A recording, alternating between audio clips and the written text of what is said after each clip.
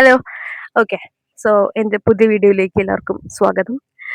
ഞാൻ ഈ വീഡിയോ എന്തിനാ ചെയ്തതെന്ന് വെച്ചിട്ടുണ്ടെങ്കിൽ ടു സേ ബാക്കി കാര്യങ്ങൾ അബൌട്ട് കോന്നി മെഡിക്കൽ കോളേജ്. എനിക്ക് പനിയായതുകൊണ്ട് കുറച്ച് എനർജി ഒക്കെ കുറവാണ്, പക്ഷേ ഞാൻ ക്വസ്റ്റ്യൻസ് ഒക്കെ എഴുതിക്കൊണ്ട് വന്നിട്ടുണ്ട്. ഓക്കെ. സോ ഫസ്റ്റ് ഞാൻ അക്കാഡമിക്സിനെ കുറിച്ച് പറയാതെ. അപ്പം പ്രൊഫസേഴ്സ് ഒക്കെ എങ്ങനെയുള്ളതെന്ന് ചോദിച്ചു.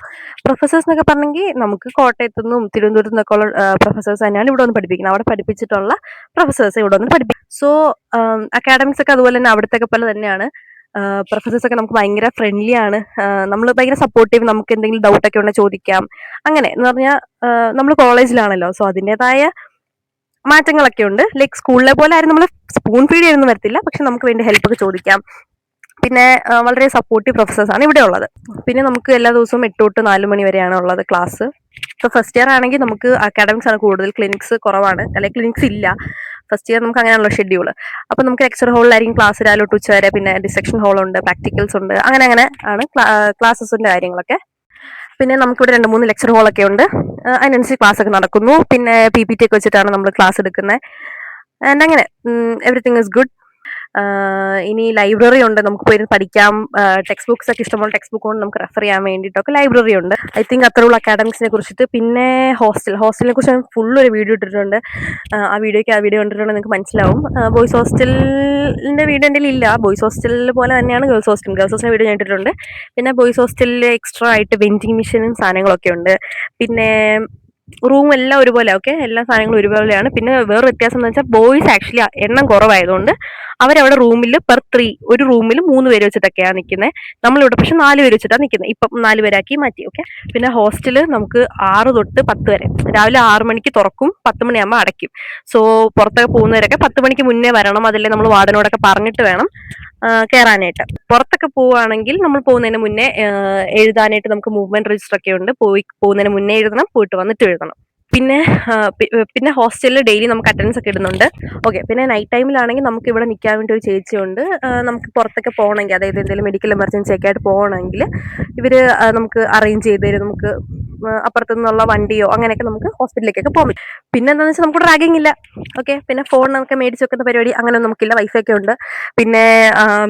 പിന്നെന്താ, പിന്നെ നമ്മുടെ ഹോസ്റ്റൽ പുതിയതാണ്. ഇപ്പൊ ഞങ്ങളൊക്കെ യൂസ് ചെയ്ത റൂമൊക്കെ ഞങ്ങളാണ് ആദ്യമായിട്ട് ഞങ്ങൾ യൂസ് ചെയ്യുന്നത്. റൂം, ഹോസ്റ്റൽ, എല്ലാ സാധനങ്ങളും നമ്മളാണ് ആദ്യമായിട്ട് യൂസ് ചെയ്യുന്നത്. സോ നമ്മുടെ ഹോസ്റ്റലിലെ കണ്ടീഷൻ അത്രയ്ക്കും ഗുഡാണ്. കാരണം എല്ലാം പുതിയ സാധനങ്ങളാണ്.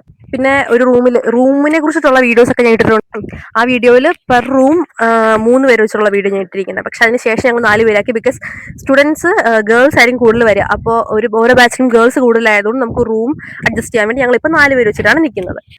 നെക്സ്റ്റ് ഫുഡിനെ കുറിച്ച് പറയുകയാണെങ്കിൽ നമുക്ക് രാവിലെ, ഉച്ചയ്ക്ക്, വൈകിട്ട്, പിന്നെ രാത്രിക്ക് അങ്ങനെ 4 നേരം ഫുഡ് കിട്ടുന്നുണ്ട്. അപ്പോൾ രാവിലെ ബ്രേക്ക്ഫാസ്റ്റിന് പുട്ട്, കടല, ഉപ്പുമാവ്, അങ്ങനെ എല്ലാ സാധനവും ഉണ്ട്. അപ്പം, പിന്നെ ലൈക്ക് അങ്ങനത്തെ സാധനങ്ങളെല്ലാം തരും. പിന്നെ ഉച്ചയ്ക്ക് നമുക്ക് ചോറ്, കറികൾ, തോരൻ, ഒരു ചാറ്, പിന്നെ എന്തെങ്കിലും നോൺ വെജ് ഐറ്റംസ്. പിന്നെ ചില ദിവസങ്ങളിൽ ബിരിയാണി, മന്തി, ഫ്രൈഡ് റൈസ് രാത്രിക്കാട്ടോ തരാറ്.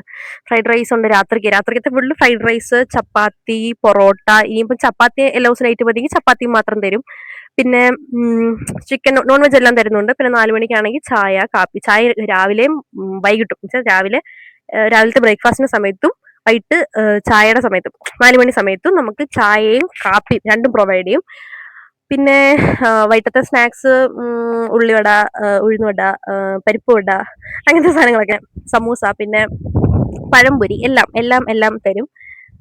അപ്പൊ ഇതൊക്കെ റിപ്പീറ്റ് ആയി വരും. നമുക്ക് ഷെഡ്യൂൾ ഉണ്ട്, അതനുസരിച്ചിട്ട് റിപ്പീറ്റ് ആയി വരും. പിന്നെ ഫുഡിന്റെ ടേസ്റ്റ് നിങ്ങൾ ചോദിക്കരുത്, കാരണം എന്റെ ടേസ്റ്റ് ആയിരിക്കില്ല നിങ്ങളുടെ ടേസ്റ്റ്. അതുകൊണ്ട് ഫുഡിന്റെ ടേസ്റ്റ് ഇസ് ഗുഡ്. അവര് നല്ല കാറ്ററിംഗ് ഒക്കെ ചെയ്യുന്ന ആൾക്കാരാണ് നമുക്ക് ഫുഡ് ഉണ്ടാക്കി തരുന്നത്. സോ ഫുഡ് ഗുഡാണ്. വേറെ ടേസ്റ്റിനെ കുറിച്ച് ഓരോരുത്തർക്കും ഓരോ പ്രിഫറൻസ് ആയിരിക്കും. എനിക്ക് കുഴപ്പമില്ല. അടുത്ത നമ്മുടെ കോളേജിലെ പരിപാടികൾ നമുക്ക് എല്ലാ തരത്തിലുള്ള പരിപാടികളും ഉണ്ട്. ഫ്രഷേഴ്സ് തുടങ്ങിയിട്ടുണ്ട്. പിന്നെ ഓണം, ക്രിസ്മസ്, പിന്നെ ന്യൂ ഇയർ, എല്ലാം സെലിബ്രേഷൻസും ഉണ്ട്. പിന്നെ സ്പോർട്സ്, ആർട്സ് പരിപാടികളെല്ലാം ഉണ്ട്.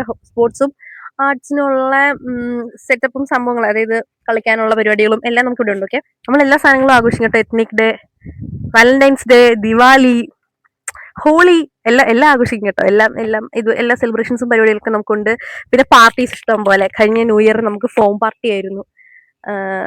പിന്നെ അതിന് മുന്നേ എന്തായിരുന്നു ഞാൻ മറന്നു. പിന്നെ അതുപോലെ DJ പാർട്ടി, അങ്ങനെ സംഭവങ്ങളെല്ലാം ഉണ്ട് കേട്ടോ. എല്ലാ പരിപാടികളും ഉണ്ട്. അപ്പം അത്രേ ഉള്ളൂ.